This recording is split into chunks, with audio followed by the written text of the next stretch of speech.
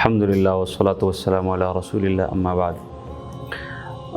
اپنے پیارے دیکھنے والے اور پیار اور محبت کرنے والے بھائیوں سے آج ایک اہم موضوع پر میں گفتگو کرنا چاہوں گا، اور وہ معاملہ ہے اللہ کے نبی صلی اللہ علیہ وسلم کے متعلق۔ اللہ رب العالمین نے اس کائنات کی اصلاح اور اس کائنات کو درست راستے پر چلانے کے لیے مختلف طریقے اپنائے ہیں۔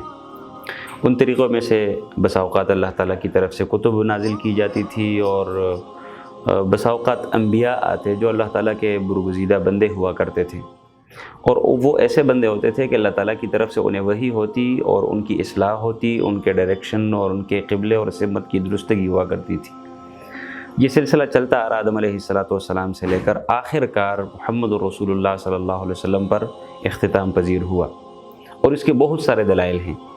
یعنی کہ اللہ کے نبی صلی اللہ علیہ وسلم وہ خاتم النبیین ہیں، اور کسی بھی مسلمان کا ایمان یہ ہونا چاہیے کہ وہ ختم نبوت پر ایمان رکھے کہ اللہ کے نبی صلی اللہ علیہ وسلم وہ آخری نبی ہیں، خاتم النبیین ہیں۔ ان کے بعد کسی نبی کسی پیغمبر کا آنا ناممکن، محال ہے، ناجائز ہے، بالکل بھی ممکن نہیں ہے کہ ان کے بعد کوئی اور نبی آئے۔ اس حوالے سے میں ایک دو نقلی دلائل اور ایک آدھ عقلی دلیل کی دینے کی کوشش کروں گا اپنے دیکھنے والوں کو۔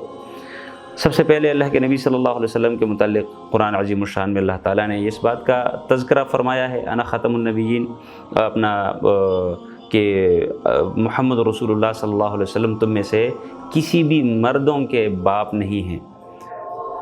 وہ مطلب جتنی بھی ان کی اولاد تھی نرینہ، وہ بچپن میں ہی فوت ہو گئے، اور جو ان کی زنانہ اولاد تھی وہ زندہ تھی، ان کی اولاد اور آگے نسل بھی چلی ہے، فاطمہ الزہرا رضی اللہ تعالیٰ عنہا، حسن و حسین اور ان کی اولاد، اس طرح کر کے وخاتم النبیین ما کان محمد ابا احد من رجالکم ولکن رسول اللہ وخاتم النبیین، وہ اللہ کے رسول اور خاتم النبیین تھے۔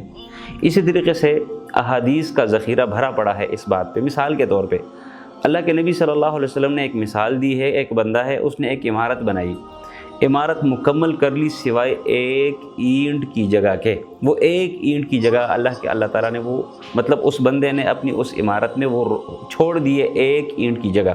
جو بھی آتا ہے تعریفیں کرتا ہے کہ بڑا زبردست اس نے بلڈنگ بنائی ہے، بڑی اچھی عمارت بنی ہوئی ہے، یہ ہے وہ ہے، لیکن جب وہ ایک اینٹ کی جگہ پہ آتے ہیں تو کہتے ہیں کہ یہ کیوں نہیں لگائی؟ اللہ کے نبی صلی اللہ علیہ وسلم نے دراصل یہ تشبیہ اور یہ مثال یہ انبیاء کرام کا جو سلسلہ تھا اس کی دی ہے، کہ انبیاء کرام وہ ایسے ہیں جیسے ایک بلڈنگ اور ایک عمارت ہے، اور اس میں ایک اینٹ کی جگہ اللہ کے نبی کہتے ہیں انا تلک اللبنہ، وہ اینٹ میں ہوں، اور وہ خالی جگہ جو ایک اینٹ کی رکھی گئی تھی وہ میں ہوں، اور وہ پر ہو گئی۔ اب مزید اس بلڈنگ میں کسی بھی اینٹ کی گنجائش نہیں ہے۔ یہ اللہ کے نبی صلی اللہ علیہ وسلم از خود اپنے متعلق بیان فرما رہے ہیں۔ ایک اور حدیث میں اللہ کے نبی صلی اللہ علیہ وسلم نے فرمایا کہ کانت بنو اسرائیل تسوسہم الانبیاء، جو بنی اسرائیل ہوا کرتے تھے تو ان کی سیاست یہ انبیاء کرتے تھے، جب کبھی ایک نبی فوت ہو جاتے ان کی جگہ ایک اور نبی آتے۔ اب وہ سلسلہ میرے اوپر ختم ہو گیا، لا نبی بعدی، میرے بعد کسی نے نبی بننا نہیں ہے۔ ایک روایت میں اللہ کے نبی صلی اللہ علیہ وسلم نے یہاں تک کہا کہ اگر میرے بعد کسی نے نبی بننا ہوتا تو وہ عمر ہوتے، لیکن میرے ساتھ انبیاء کا سلسلہ بند کر دیا گیا، یہ دروازہ مغلق ہو گیا، یہ عمارت کمپلیٹ کر دی گئی، مزید گنجائش اس میں نہیں ہے۔ عقلی دلائل کے حوالے سے صرف ایک چھوٹی سی بات میں گزارش کر دیتا ہوں۔ یہ آج کل پرسوں کی بات ہے، بلکہ آج کی بات ہے، میں ایک مختصر سا مضمون پڑھ رہا تھا، اس میں ایک عالم کے حوالے سے مطلب اس کا کوئی مکالمہ ہے، اس مکالمے کے حوالے سے بات ہو رہی ہے۔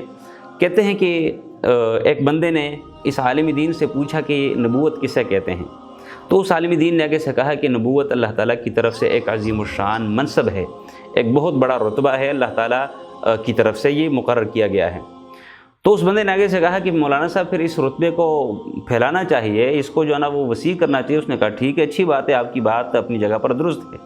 اس نے جیب سے 100 کا نوٹ نکالا اور اس بندے سے کہتے ہیں کہ یہ جو مطلب نوٹ ہے یہ پرانی بات ہے، اس دور 100 کا نوٹ مطلب دی اینڈ والا نوٹ تھا، اس سے اوپر کوئی نوٹ تھا ہی نہیں۔ اس نے کہا یہ نوٹ کیسا؟ اس نے کہا یہ تو مطلب ہمارے ملک کی کرنسی میں سے سب سے جو بڑا نوٹ استعمال کیا جاتا وہ ہے۔ تو اس نے کہا کہ پھر اسے عام کرنا چاہیے۔ اس طرح کرتے ہیں کہ میں ایک مہر بنا لیتا ہوں اور یہ نوٹ چھاپتے جائیں گے کیونکہ چیز بہت عظیم ہے، بہت اچھی چیز ہے، بہت عظیم الشان ہے، لہٰذا اسے پھیلانا چاہیے۔ اس بندے نے آگے سے کہا کہ بھئی یہ تو آپ کو یہ اتھارٹی حاصل نہیں ہے، آپ یہ نہیں کر سکتے، کم از کم یہ حاکم وقت کا کام ہے۔ اور کوئی بھی ملک، یہ کامن سینس کی بات ہے کہ کوئی بھی ملک اپنی کرنسی اتنی ہی چھاپتا ہے کہ جتنا اس کے پاس اصل زر وہ موجود ہو، سونا اور چاندی کی صورت میں یا پیٹرولیم کی صورت میں، تب جا کر اس کے مطابق وہ نوٹ چھاپ سکتا ہے۔ تو لہٰذا اگر آپ یہ کام کریں گے تو آپ مجرم ٹھہریں گے۔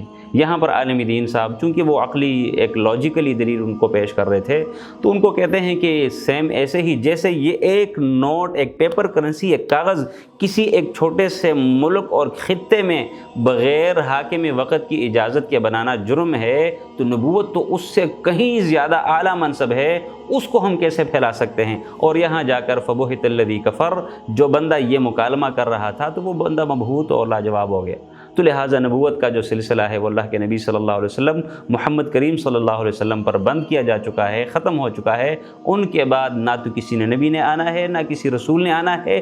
ہاں، حضرت عیسیٰ علیہ السلام آئیں گے، وہ ہمارا عقیدہ ہے، مطلب اسلام ہمیں وہ کنسیپٹ سکھاتا ہے، وہ منہج سکھاتا ہے، لیکن وہ اللہ کے نبی صلی اللہ علیہ وسلم، محمد کریم صلی اللہ علیہ وسلم کے امتی کے طور پر یا انہی کے شریعت کے اوپر عمل کرنے والے ہوں گے۔ الگ سے نبوت کا سلسلہ ان کا نہیں ہوگا، کیونکہ نبوت کا سلسلہ اللہ کے نبی صلی اللہ علیہ وسلم کے اوپر ختم کیا جا چکا ہے۔